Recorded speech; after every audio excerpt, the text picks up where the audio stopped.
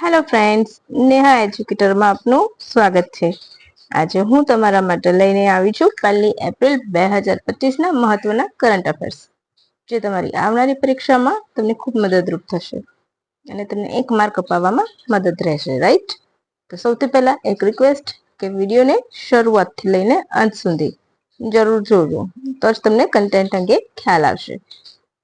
બરાબર, તો ચાલો હવે બિલકુલ પણ ટાઈમ બગાડ્યા વગર શરૂ કરી દઈશું. આજનો આપણો પ્રથમ પ્રશ્ન છે, 1 એપ્રિલ કયા રાજ્યનો સ્થાપના દિવસ ઉજવવામાં આવે છે? Option A Odisha, option B Madhya Pradesh, option C Rajasthan, option D Gujarat. બોલો. તો અહીં આપણો જવાબ આવશે ઓપ્શન એ ઓડિશા. 1936 1 એપ્રિલના રોજ ઓડિશા રાજ્યની સ્થાપના થઈ હતી. એને ઉત્કલ દિવસ પણ કહેવામાં આવે છે. બરાબર છે. ઓડિશા ઉત્કલ પ્રદેશ પણ કહેવાય છે. તો ઓડિશા. રાજસ્થાન, તો રાજસ્થાને હમણાં જ 30 માર્ચના રોજ સ્થાપના દિવસ ઉજવ્યો. અને ગુજરાતનો સ્થાપના દિવસ 1 મે. 1 મે એટલે વર્લ્ડ લેબર ડે પણ આવી જાય. ક્લિયર? ઓડિશાની રાજધાની ભુવનેશ્વર. બરાબર છે. હવે નેક્સ્ટ ક્વેશ્ચન. નરેન્દ્ર મોદીના અંગત સચિવ તરીકે કોની નિમણૂક કરવામાં આવી? Option A Shaktikanta Das, option B PK Mishra, option C Nidhi Tiwari, option D એક પણ નહીં.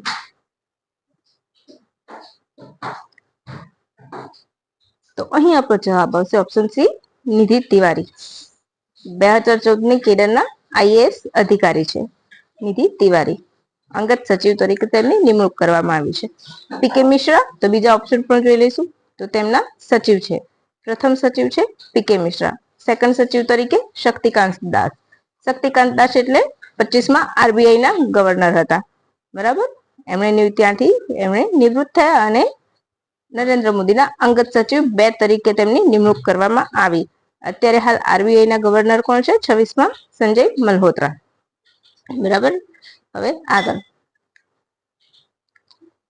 પુરુષ હોકી હીરો એશિયન કપ ની યજમાની કયો દેશ કરશે? અત્યારે હાલ આજે આપ્યું છે પીઆઈબીમાં આટલી માહિતી. તો એ પછી મેસ્કોટ અને બધી ડિટેલ પછી આવશે, એટલે તમને એની સાથે સાથે એ ડિટેલ્સ પણ હું આપી દઈશ. તો પુરુષ હોકી હીરો એશિયા કપની યજમાની કયો દેશ કરશે? Option A Bharat, option B Pakistan, option C Malaysia, option D દક્ષિણ કોરિયા.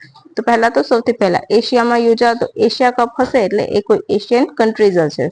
અહીંયા બધા જ એશિયન કન્ટ્રી આપ્યા છે. પાકિસ્તાન, તો હમણાં જ આઈસીસીની મેચ યોજાઈ હતી પાકિસ્તાનમાં, જેમાં ભારતની બધી મેચ યુએઈ ખાતે યોજાઈ હતી અને ભારત વિજેતા બન્યું હતું. બરાબર છે? એ પણ તમારે યાદ રાખવાનું છે. ક્યારેથી ચાલુ થશે? તો 29 ઓગસ્ટ. અને ક્યાં યોજાશે? આપણો જવાબ આવશે ઓપ્શન એ ભારતમાં યોજાશે. બરાબર છે? હાલ ભારતમાં યોજાશે. ભારતમાં ક્યાં? તો બિહારના રાજગીરમાં. પરંતુ એના માટે એમઓયુ ક્યાં થયા હતા? તો બિહારના પટના શહેરમાં એના અંગે એમઓયુ કરવામાં આવ્યા હતા અને તેની બધી જ મેચ રાજગીરમાં રમાશે. ક્યારથી શરૂ થશે? 29 ઓગસ્ટ. 29 ઓગસ્ટ એટલે ખેલ દિવસ. બરાબર? કોનો જન્મદિવસ? ધ્યાનચંદનો. બરાબર છે? રાષ્ટ્રીય ખેલ દિવસ તરીકે આપણે 29 ઓગસ્ટને ઉજવીએ છીએ. અને કોનો જન્મદિવસ છે? તો મેજર ધ્યાનચંદનો જન્મદિવસ છે. હોકીના જાદુગર.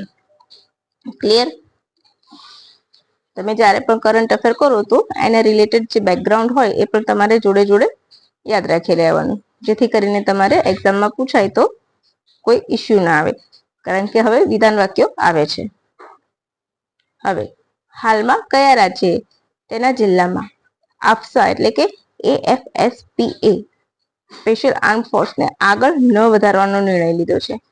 તો ક્યાં ક્યાં લાગુ પડતું હોય છે? જ્યાં નક્સલવાદ હોય છે એવા રાજ્યોમાં જ લાગુ કરે છે, રાઈટ? તો option A Assam, option B Odisha, option C Chhattisgarh, option D Gujarat. તો જો ગુજરાત તો એલિમિનેટ થઈ ગયું, બાકી રહ્યા 3. તો ક્યાં લાગુ નહીં કરે? તો આસામ.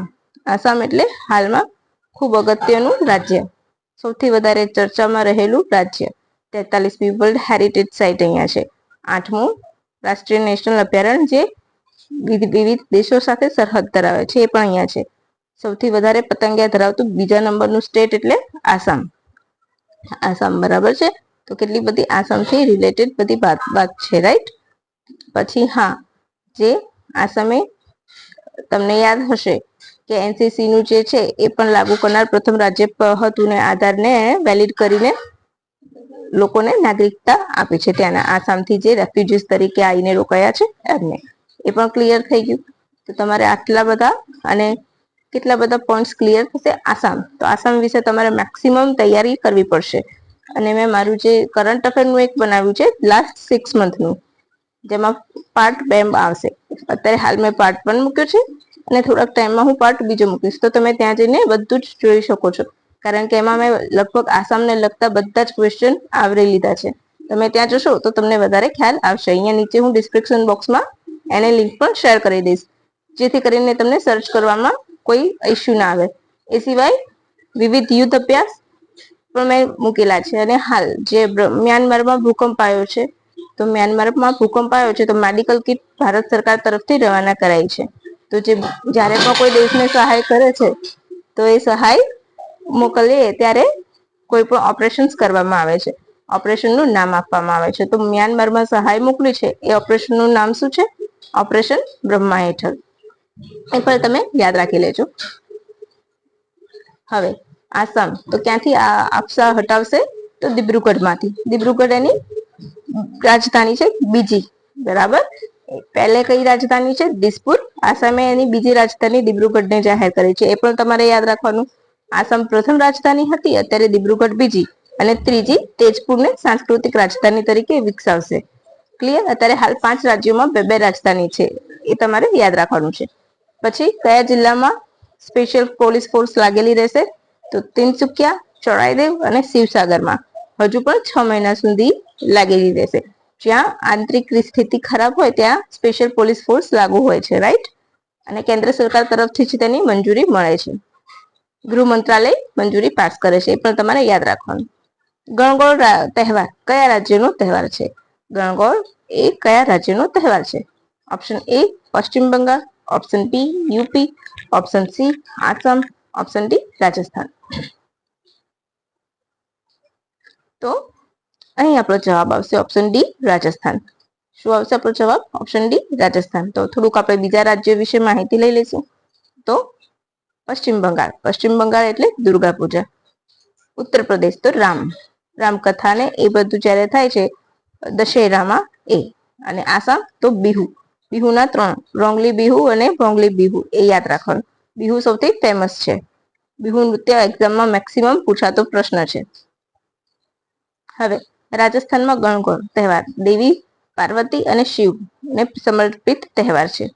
ચૈત્ર મહિનાની હોળીના આગલા દિવસથી શરૂ થઈને સતત 16 દિવસ સુધી ચાલે છે. જેમાં મહિલાઓ ગણગોર દેવીની પૂજા કરે છે અને છેલ્લા દિવસે નદીએ સ્નાન કરીને ગણગોર માતાનું વિસર્જન કરે છે. તો મોસ્ટ ઇમ્પોર્ટન્ટ છે, આ પૂછાય છે ગણગોર તહેવાર કયા રાજ્યનો તહેવાર છે? અથવા તો તેમાં મેઇન દેવી કયા દેવી અને દેવતાનું પૂજા કરવામાં આવે છે? તો શિવ પાર્વતીની પૂજા કરવામાં આવે છે મહિલાઓ દ્વારા, રાઈટ. ગણગોર દેવીની મૂર્તિ પણ બનાવવામાં આવે છે અને છેલ્લા દિવસે વિસર્જન થાય છે. સતત 16 દિવસ સુધી ચાલતો આ તહેવાર છે. ક્લિયર. ક્યાંથી શરૂ થાય છે? તો ચૈત્ર મહિનામાં હોળીના આગલા દિવસથી તેની શરૂઆત થાય છે. કયા દેશે તેને પોતાની મિસાઇલ સિટી તરીકેની જાહેરાત કરી છે? ઓપ્શન એ ચીન, option B Iraq, option C Iran, option D Israel. બોલો.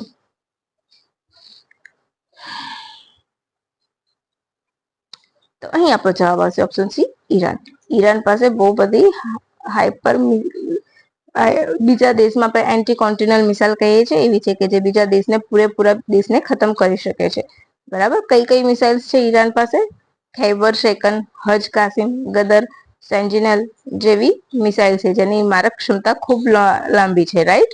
તો એને બધી એક જ સિટીમાં ડેવલપ કરીને રાખી છે, જેથી કરીને એને મિસાઇલ છોડવી હોય તો સરળતા રહે. ઘાતક અને આ બધી જ મિસાઇલ ખૂબ ઘાતક મિસાઇલ છે, એટલા માટે ચર્ચામાં છે ઈરાન દેશ, એ યાદ રાખજો.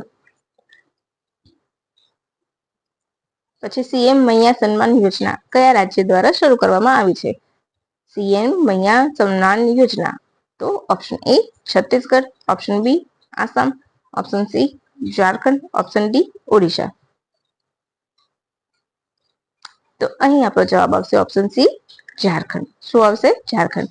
જ્યારે પણ બીજા રાજ્યની યોજના હોય તો ફક્ત મોસ્ટ એની મેઇન સહાય હોય એ સહાય કેટલા રકમની છે એ પૂછે છે અને કયા રાજ્યની છે એ પૂછે છે.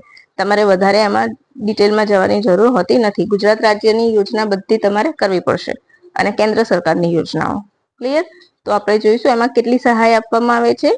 અહીંયા સન્માન યોજનામાં 750 રૂપિયા મહિને, રાઈટ? અને કેમ ચર્ચામાં હતું તો એની અવધિ પૂરી થઈ ગઈ છે માર્ચ 2025ની. તો જે મહિલાઓના ખાતા બેંક ખાતા આધાર સાથે લિંક ન હતા તેમને પણ આ સહાય પહોંચતી હતી અને છેલ્લે 2025 સુધી આધાર સાથે લિંક કરવાનું પરમિશન હતી. હવે એ અવધિ પૂરી થઈ છે એટલે આ યોજના ચર્ચામાં આવી છે. અત્યારે હાલ સીએમ કોણ છે આસામ ઝારખંડના? તો હેમંત, બરાબર, હેમંત બિસ્વા શર્મા. યાદ રાખજો, મોસ્ટ ઇમ્પોર્ટન્ટ છે કારણ કે એમની પર કરપ્શનના આરોપ લાગ્યા હતા એટલે. હવે થોડાક ઇમ્પોર્ટન્ટ પોઈન્ટ્સ જોઈ લઈશું. એક કે બેટ છે આજે, બરાબર. ઘોડા જાત્રા ક્યાં યોજાય છે? તો નેપાળમાં. એ સિવાય બીજો અગત્યનો પોઈન્ટ છે નેપાળ. તો નેપાળમાં હાલ ફરીથી રાજાશાહી લાવવાની માંગ ઉઠી છે, રાઈટ? પહેલા એ એક હિન્દુ રાષ્ટ્ર હતું. 2015માં નવું બંધારણ અસ્તિત્વમાં આવ્યું એટલે બિન સાંપ્રદાયિક દેશ બન્યો અને ડેમોક્રેસી ચાલુ થઈ. પરંતુ ત્યાં જે રાજકીય અસ્થિરતા સર્જાય છે એના લીધે ફરીથી રાજાશાહીની ત્યાં ડિમાન્ડ થઈ છે, રાઈટ? પછી યુપી અને નેપાળ વચ્ચે 2x2 ની એક એસી બસ સેવા શરૂ થઈ છે, બરાબર છે? તમારે આટલું જ યાદ રાખવાનું છે. અને એના સિવાય અત્યારે હાલ પર્યાવરણ સંમેલન, રાઈટ? પર્યાવરણ સંમેલનનું ઉદ્ઘાટન કરવામાં આવ્યું છે. ક્યાં? તો નવી દિલ્હીમાં વિજ્ઞાન ભવન ખાતે. કોના દ્વારા? તો આપણા રાષ્ટ્રપતિ દ્રૌપદી મુર્મુ દ્વારા. હજુ ફક્ત ઉદ્ઘાટન જ કર્યું છે. એની જ્યારે ઉદ્ઘાટન દરમિયાન હજુ 2 દિવસ ચાલશે સમારોહ. એની જેટલી પણ ડિટેલ્સ પીઆઈબી પર આવશે એ બધી હું તમને પછી ટુ ધ પોઈન્ટ કરાવી લઈશ. તો બસ આજ માટે આપણે આટલું જ રાખીશું. ફરીથી મસ્ત મજાની માહિતી સાથે કાલે આપણે મળી જઈશું. અને હા, મારા વિડીયોને લાઈક શેર જરૂરથી કરજો અને બીજાને ચેનલ સબસ્ક્રાઇબ કરવાનું સૂચન પણ જરૂરથી કરજો.